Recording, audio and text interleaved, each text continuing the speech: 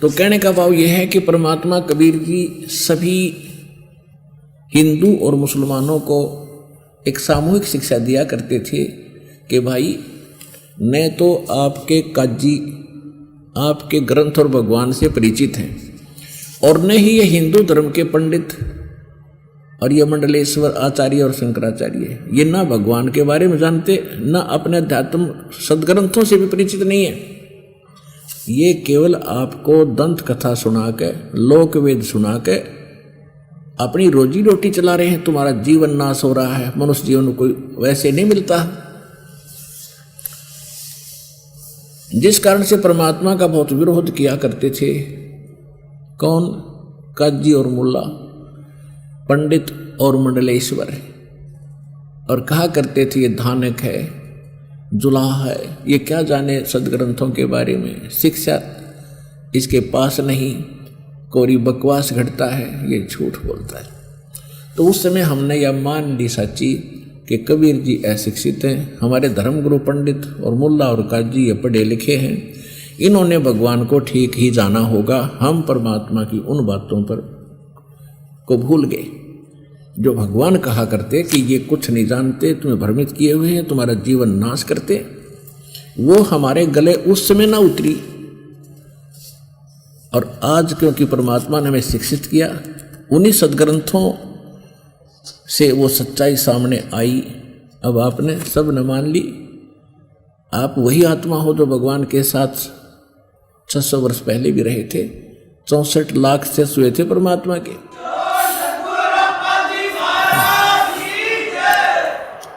आज से 600 वर्ष पहले जब भगवान आए थे 120 वर्ष यहाँ प्रचार किया करते थे। ज्ञान गौणता मान्य नहीं करते, क्यों? ज्ञान तो हमारी बुद्धि में आवे नहीं था, क्योंकि हम इस बात से स्लिप कर जाती थी बुद्धि के कबीर जी अशिक्षित है और पंडित लोग शिक्षित हैं, काजी मुल्ला शिक्षित हैं।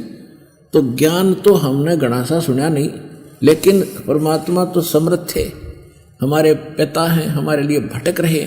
तो वो ये चाहते थे कि एक बार ये कुछ दिन मेरे साथ लग जा और इनको भक्ति से कुछ चार्ज कर दूं, इनका घड़ा भर दूं, और फिर जब तक पीढ़ी पिछली पीढ़ी का युग समय आओगा 1997 के बाद तक, कि तब तक इनके पुण्य युग घड़ा भरा रहे और ये घड़े दुखी ना हो, भगवान की आस्था इनमें बनी रहे, इनको मनुष्य जीवन मिलते रहे। मनुष्य जीवन मिलते रहेंगे तो भगवान की चाह भी बनी रहेगी। वो चार्ज करना चाहते थे। इसलिए जितने भी 64 लाख से होना कोई बालकों का खेल नहीं, एक धानक के, एक जुलाहे के, एक मजदूर के, और कोई जंतर मंतर जानता नहीं, कोई फू फां करता नहीं। आशीर्वाद दे दिया, सारे सुख। ऐसे कोड, ऐसे कैर टूट रहे थे जिन परिवारों पर परमात्मा के आशीर्वाद मात्र से सुख हो गया, ठीक हो गए, तो फिर सत्संग में भी आने लगे। सत्संग में आने से क्या होता है कि परमात्मा के वचनों से भी हमारी बैटरी चार्ज होती है। इस तत्व ज्ञान के सुनने मात्र से भी, परम संत के वचन सुनने से भी, के मुख से सुनने से भी हमारे ऊपर बहुत पुण्य संग्रहित होते हैं और पाप का मैल उतरता है। तो फिर आने लगे और 100 जगह जाके गुण गाने लगे कि भगवान आए हैं, परमात्मा यानी परम शक्ति युक्त हैं, सब लागे कर्ण, और सब जो भी आज्ञा मालिक के पास सबको सुखी कर दिया। फिर तो हक्के बक्के रह जाते कि हम सब जगह धक्के खा लिए, मंडलेश्वरों के पास जा लिए, मुल्ला और काजियों के पास भटक लिए, हमें कोई राहत मिली नहीं, और इनसे आशीर्वाद मात्र से। और फिर नाम देते थे, प्रथम ये 5 नाम देते थे दाता, इनकी भक्ति करो। तो वो चार्ज कर गए हमारे को। 64 लाख से सो गए थे उसमें दाता के।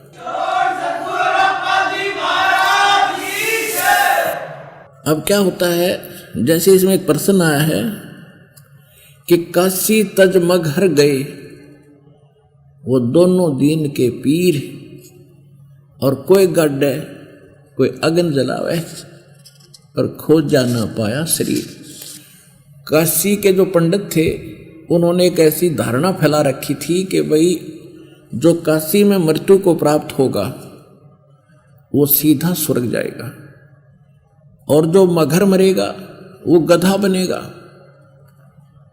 मगहर में कोई मत मरियो। परमात्मा कहा करते बच्चों, ये भ्रमित लोग हैं, भ्रमित ज्ञान ही बता सकते हैं। शुभ कर्म करो अच्छी भक्ति करो, कहीं पर भी मरो, निसंशय होकर मरो, चिंता मत करो। लेकिन वह गला उतरा नहीं थी। तो उनकी जो ये इस तरह की धारणा उन्होंने पैदा की थी कि जो मगर मरेगा वो गधा बनेगा, काशी मरेगा वो स्वर्ग जाएगा। तो हमारे जो हिंदू धर्म के लोग थे, विशेषकर ये बनिए लोग, खासकर ये ज़्यादा परमात्मा की तरफ आकर्षित होते थे। अब तो बिगड़ गई सारी ये कहानी, सभी कौम बिगड़ गई, भक्ति की तरफ अब ध्यान रहा नहीं। तो उस समय इन्होंने क्या सोचा कि भी पिताजी को मरना तो है ही, माता जी को, हम क्यों ना काशी में कुछ दिन इनका कमरा वगैरह धर्मशाला में बुक करा दें, 1 वर्ष 2 वर्ष 6 महीने जितना भी इनका समय है वहाँ पास कर लें और इनकी मृत्यु काशी में हो जाएगी तो स्वर्ग चले जाएंगे। क्योंकि हमारे गुरु जी ने कह रखा है और गुरुओं के ऊपर शेष विश्वास किया ही करते हैं, तो बट नेचुरल है। तो इस उद्देश्य से हिंदू लोगों ने अपने माता पिताओं के लिए काशी की धर्मशालाओं में कमरे बुक करा दिए और वहाँ के मैनेजर को महीने का खर्चा दे दिया, उनका खान पीन की व्यवस्था वहाँ करवा दिया। फिर उन धर्मगुरुओं ने सोचा कि क्यों ना हम इनको अपने पास ही रख लें, वो जो धर्मशालाओं में किराया देते हैं वो हमें मिल जाएगा, 2 रोटी हम अपने घर बनाएंगे, उसमें से ये भी खा लेंगे। तो एक पंडित जी ने और 6 7 बुढ़े बुढ़िया राख दी लालच में।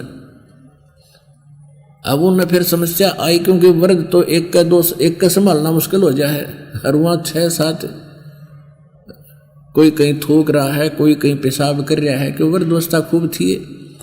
तो उन पंडित जियाँ के सिर में दर्द हो गया, किया तो बात बिगड़ गई भाई। पैसे के लालच में वो भला मोल ले ली उनने। फिर उन्हें क्या तरीका अपनाया कि स्किन की कुकर टिकट कट रहे, कैसे पीछा छूटे। तो एक अफवाह और फैला दी कि गंगा के किनारे, गंगा दरिया के किनारे एक आरा लगा दिया। आरा, ये मशीन लकड़ी काटने का आरा देखा होगा अपना, बड़े बड़े 5-6 फुट का, 7-8 फुट का लंबा होता है। उसकी एक ऐसा स्ट्रक्चर बनाया, एक स्थान बनाया, उसमें ऐसे बना के और उसके एक आरत सी बना दी, और उस आरत में आरा ऊपर चला जा, दूर हैंडल लगा दिए उसके 50 20 30 फुट 50 फुट दूर झाड़ बो जड़ा में, और वहाँ से उनका रस्सा बांध लिया, हैंडल रस्से को वहाँ बांध दिया। रस्सा ढीला कर दें और नीचे के रस्से को 1 बार 2 बार ऐसे कर दें, वो गर्दन कट गया। उन्होंने क्या तरीका अपनाया, अफवाह फैला दी कि परमात्मा की तरफ से एक क्रोंत आता है, क्रोंत आरा बोलते हैं इसको,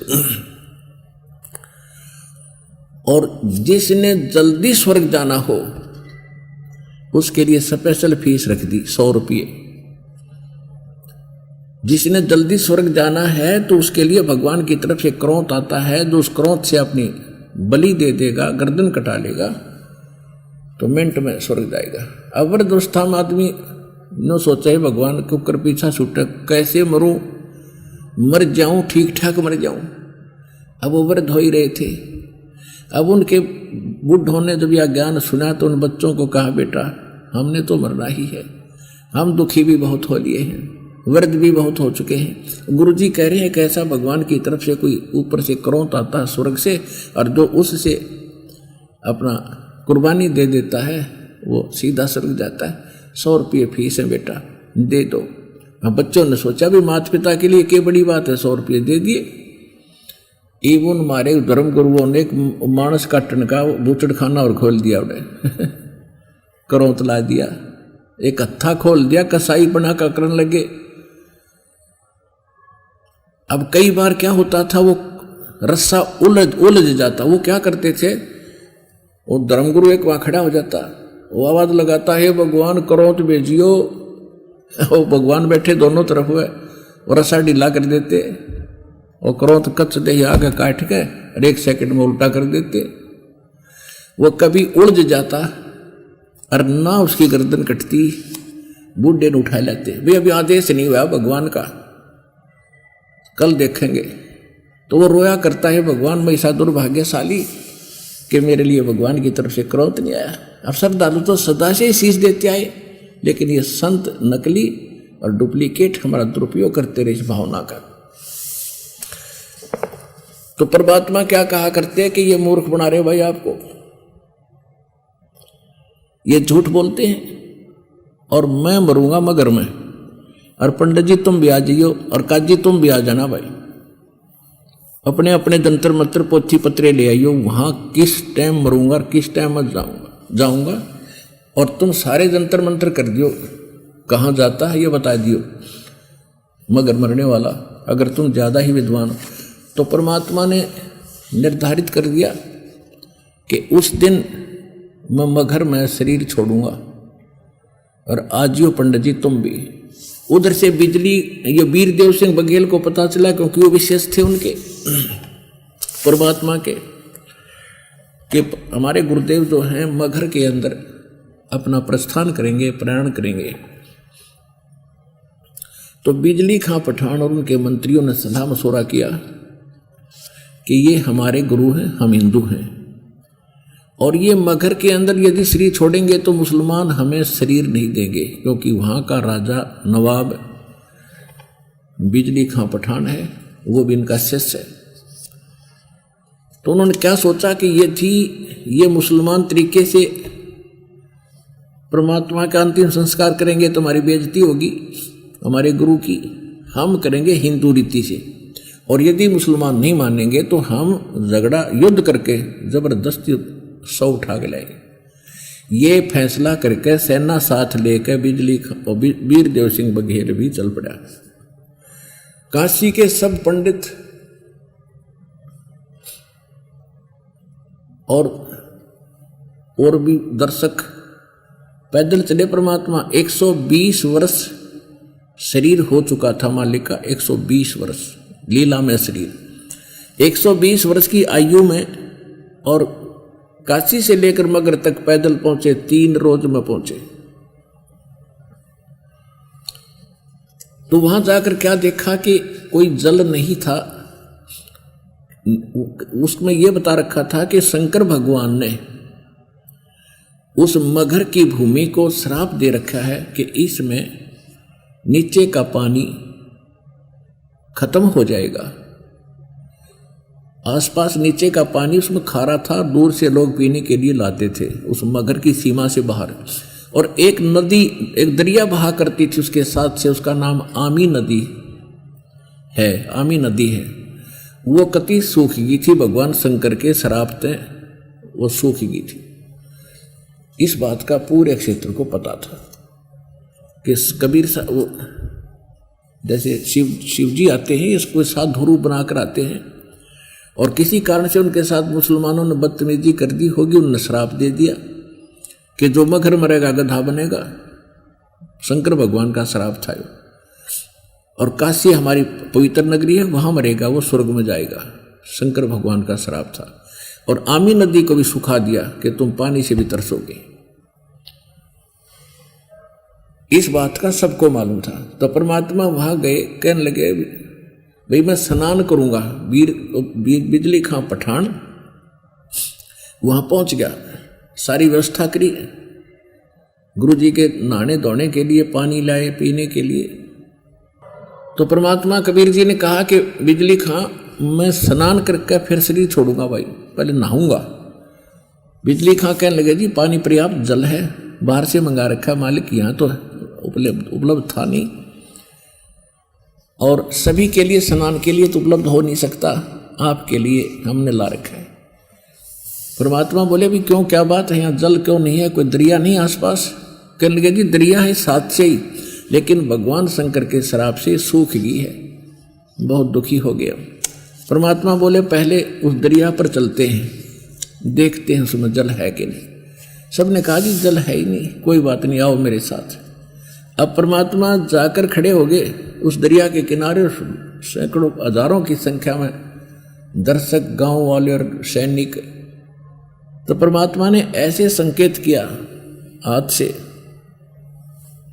ऐसे किया था, थोड़ी सी दूरी पर जैसे बम ब्लास्ट होता है ऐसी आवाज आई, और एकदम पानी का फवारा फूटा और वह दरिया देखते देखते किनारों को चाटती हुई बहकर चल पड़ी।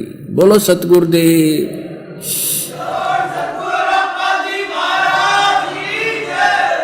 तो सभी ने स्नान किया और मलमल कह नहाए, सारी सब पिया, खूब बढ़िया स्वच्छ जल।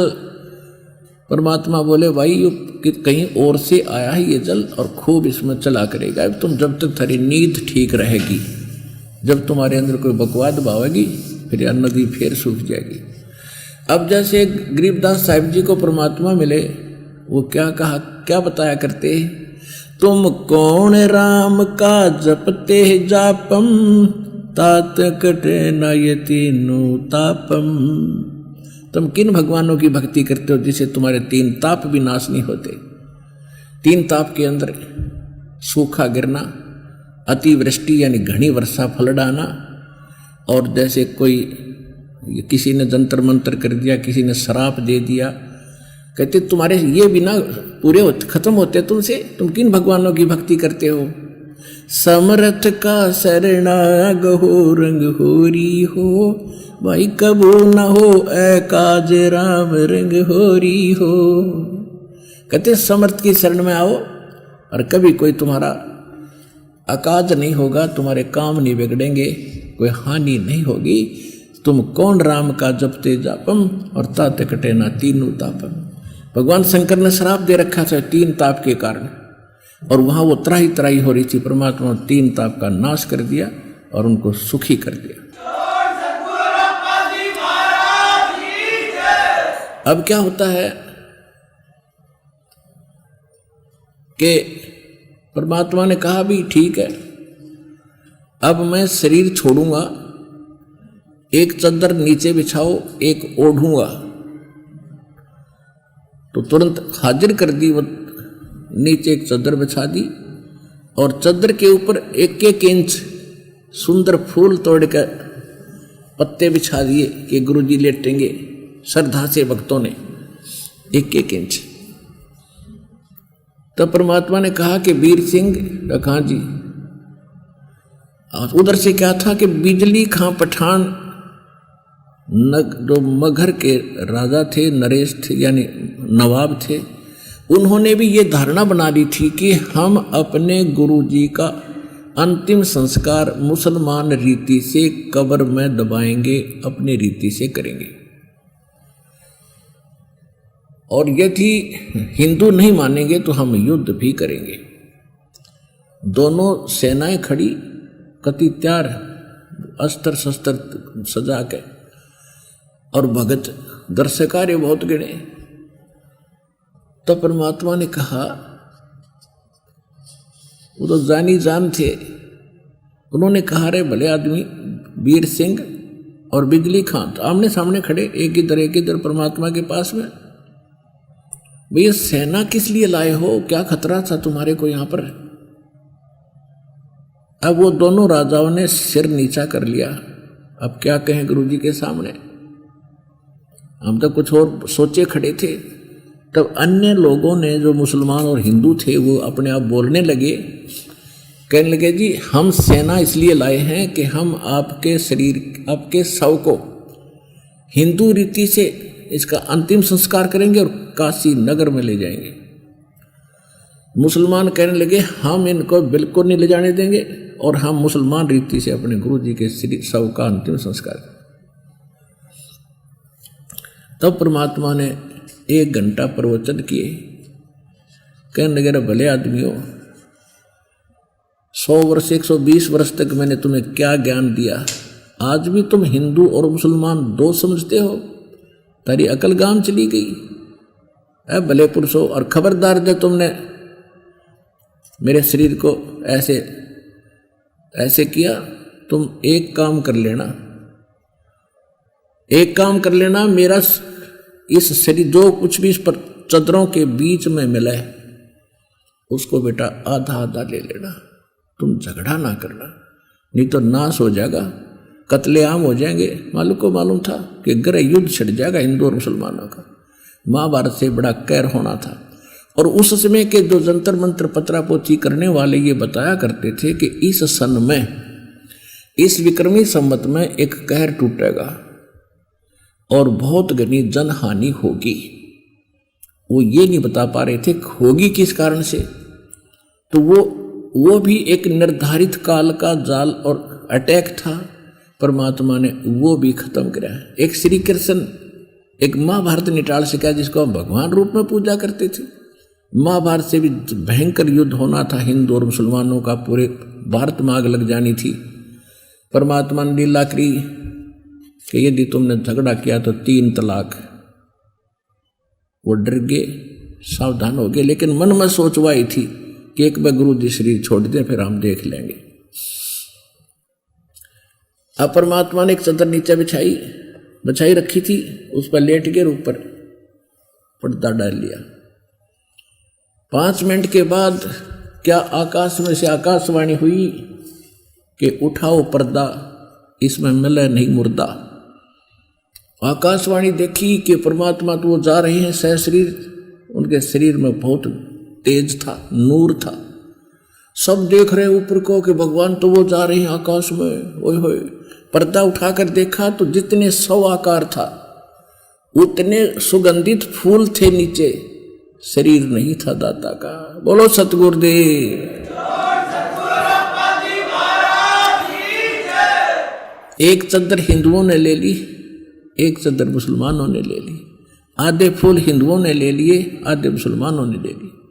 और हिंदू और मुसलमान आपस में ऐसे सीने से लगकर रो रहे थे और अपने आप को कोस रहे थे कि हम कितने जालिम व्यक्ति हैं। हमने गुरुदेव को अंतिम सांस में भी सुख नहीं दिया और आज भी हम लड़ने मरने को तैयार रहे।